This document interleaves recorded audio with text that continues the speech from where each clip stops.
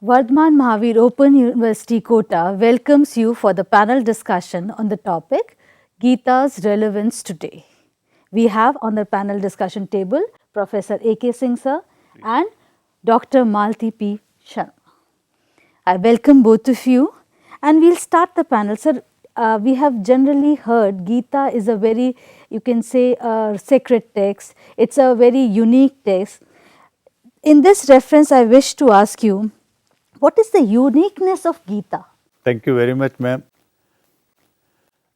Geeta is in news these days, and it has been in discussion for centuries.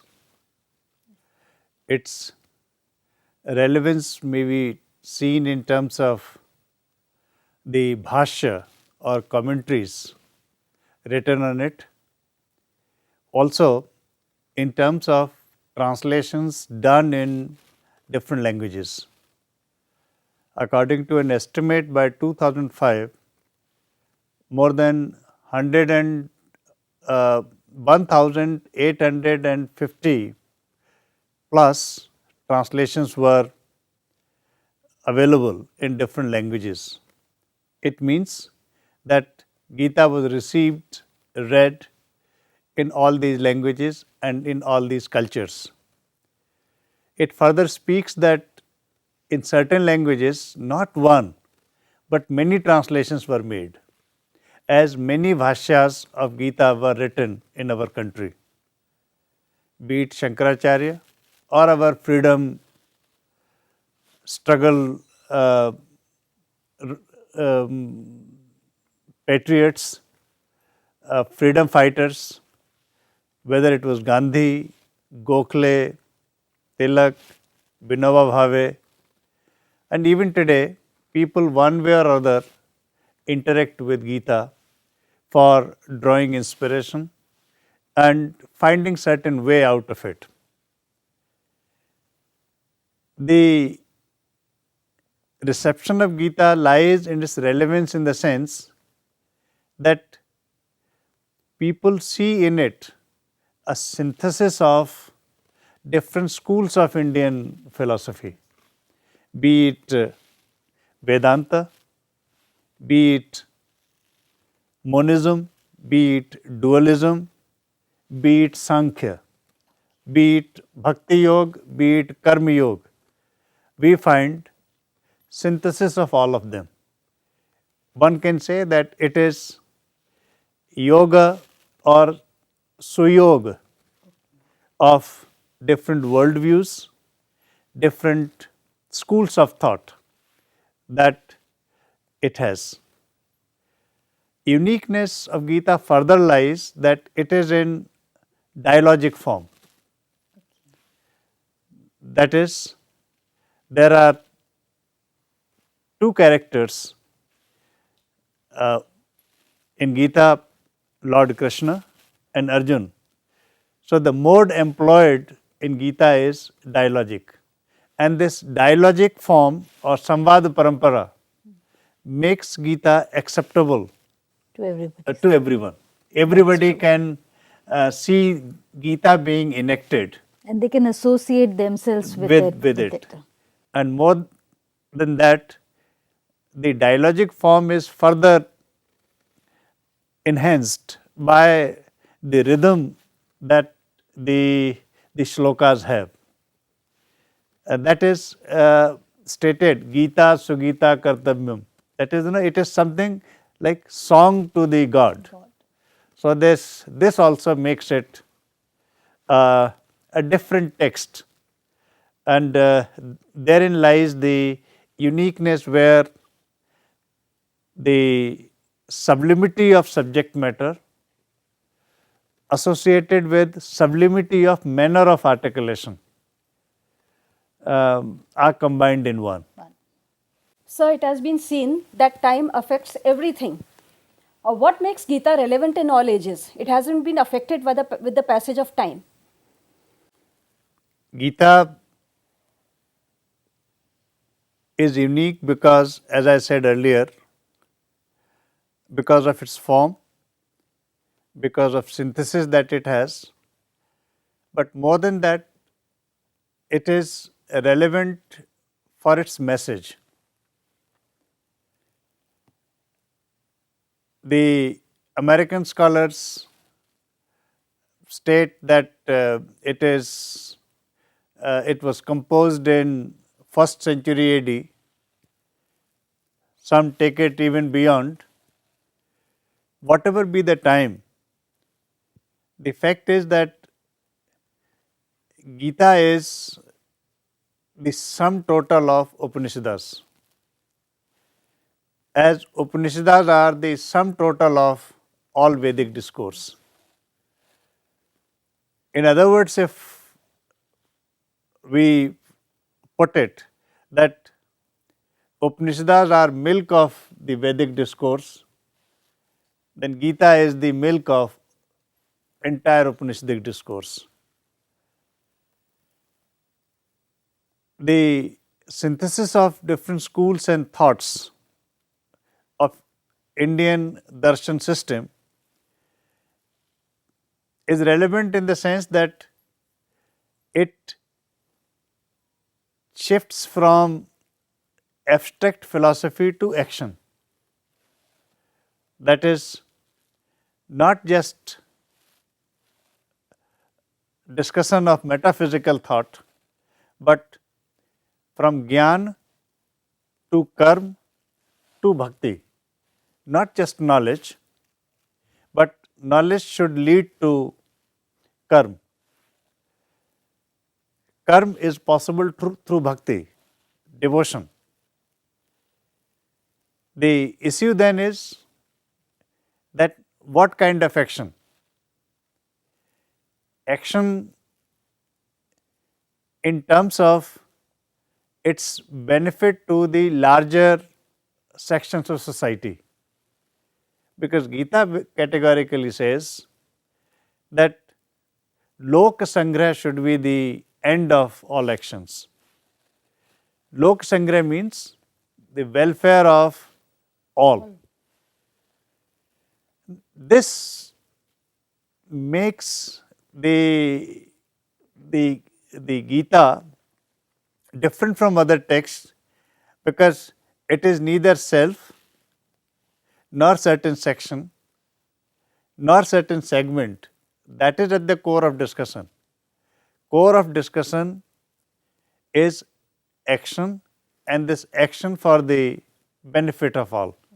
And this action without what all of us know, without being concerned with the result. What we read as karmarne vadikaraste ma phaleshu kadachana. Therein again let us add, the uniqueness of this karma further is that the person should not consider himself as the doer. We are simply instruments. We are simply nimitta. That is very clearly stated in Gita when Arjun is told by Krishna, nimitta matram bhava sabyasachi. O Arjun, be just the instrument of this action. Beauty of this message in brief is the Gyan without action is of no use. Gyan we achieve through bhakti, shraddhavanam, lavate gyanam. But Gita does not speak or say anything about ashraddha or kushraddha or andhashraddha, because knowledge cannot be attained without shraddha. But it says that on this earth, nothing is more sacred than Gyan. Nahi Gyanena sadrasham pavitram iha vidyate.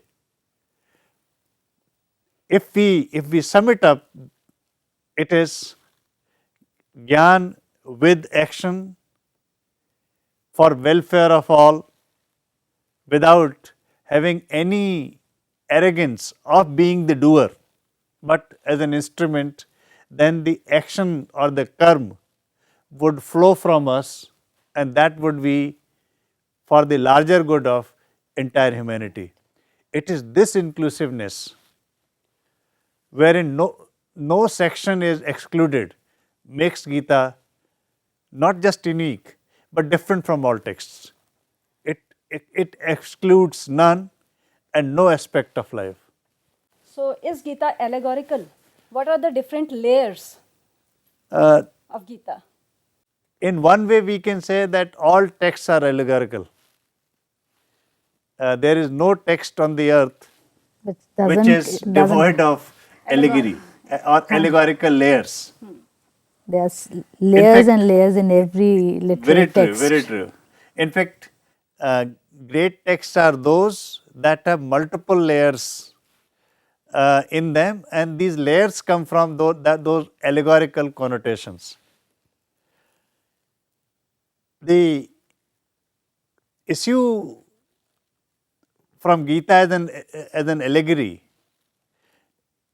emanates or leads us to another aspect, and the aspect is that who are Arjuna and Krishna? Krishna, that's true. Whom they symbolize as. What do they stand for? And there are many interpretations, many scholars of Gita who come out uh, with different enunciations, but the simplest way to look at Gita is that it is conversation between two personas or two selves of the same larger self. You may call it soul and the self. You may call the dialogue between higher self and lower self, or you may call it the dialogue amongst the knowing self and the answering self. There's always a question which is always arising in our soul, and that is answer and question. They both are being Answer plucked and questions. have been plucked Be- together. The being layers are also so homogeneous. That's So, not what segregated. message does Gita give to, means generally those who read it or those who hear it? What message do they inculcate from that particular thing?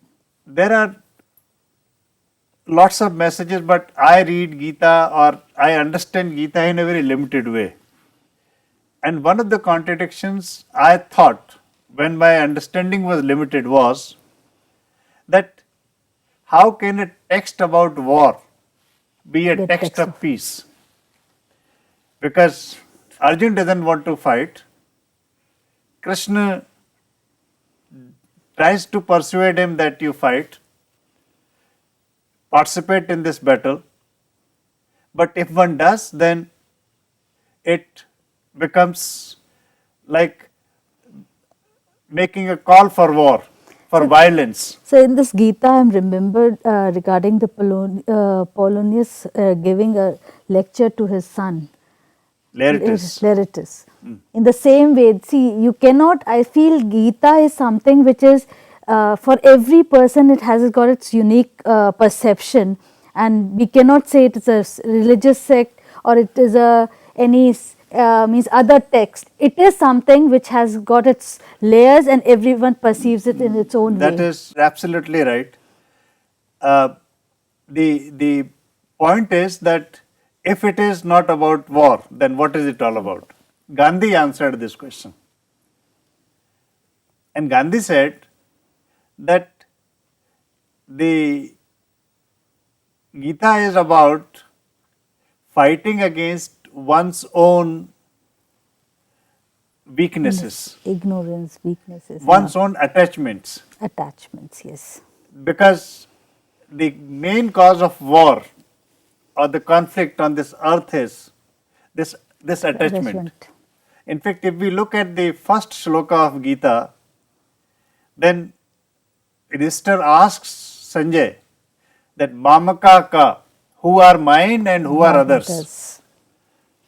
Now, we would very well understand that from Indian cultural viewpoint, no elderly person, what we call, Tau, would consider the children of one's own son, one's own brother as others. As others. So, The conflict begins when there is on the one side me and mine, on the other side they and them. When the self and other, this consideration takes place, the conflict begins. So, in the very first shloka is the source of conflict. Gandhi adds one more dimension. Gandhi says that these attachments are the reasons for all problems on the earth. This asakti. Now, asakti comes from what? Asakti comes from relations.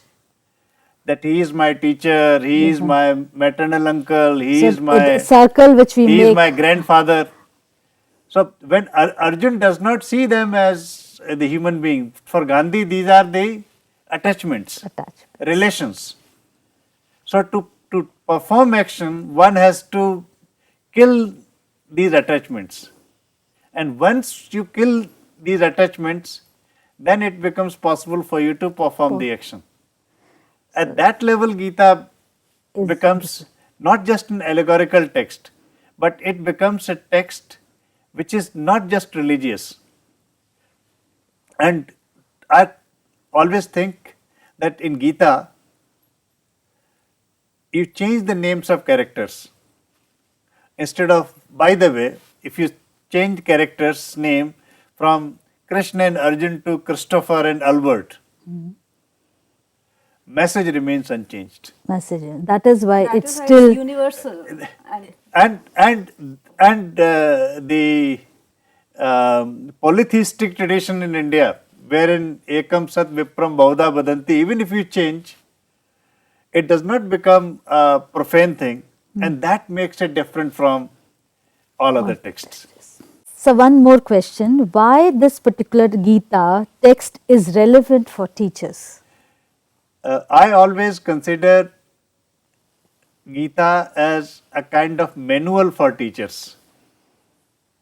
There are two reasons for us to look at the text from this perspective. One is, Krishna is called Jagat Guru. What makes him Jagat Guru? And if we have to be Jagat Guru, then what is the basic attribute of Krishna that we must emulate? The most beautiful thing in Gita is that it is dialogue between teacher and student, a cosmic soul and a worldly soul. On the battlefield, where all of us know that Arjun's main job is to fight, and he doesn't fight. He is dismayed at the fact that he would be Fighting against his own. fighting and killing his own. Arjun is unconvinced, and can you imagine that only a teacher like Krishna can allow around 700 slokas and 18 chapters for student to come to the conclusion that the teacher wants. The teacher wants. The teacher in Krishna, except for once, never gets frustrated. He persuades and he shows always, he uses always. When Arjun remains unconvinced, then he shows his Virat Swarup. But the greatness of Gita to me is that there comes a point towards the end of the Gita when Arjun says, now I have got my memory, my ignorance is gone. Now I will do whatever you want me to do. At that point, what Krishna says is, now do what you feel like. Yat bhavdeksha. Now, Arjun, the student, is willing to do what Krishna wants, and now the Krishna, the teacher, makes students free. And he said, now you are free, since you have attained knowledge, you are free to do whatever you feel like. Now, even if you don't fight, if you don't participate in the battlefield, it's your decision. It is your decision. You have to use your autonomy also. Therefore, Gita is a liberating text. For all teachers and students. It is liberating for one who receives knowledge and liberating for one who imparts Grants knowledge. And it is this liberating force that again makes it different from all other texts, because all other texts say that follow the way what I say.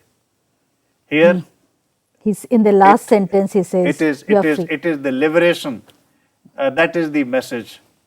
Liberation from all fetters of knowledge given by an individual or institution. Thank you, sir.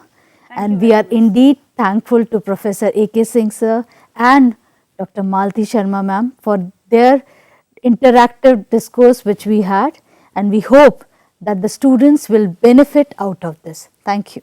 Thank you, sir. Thank you.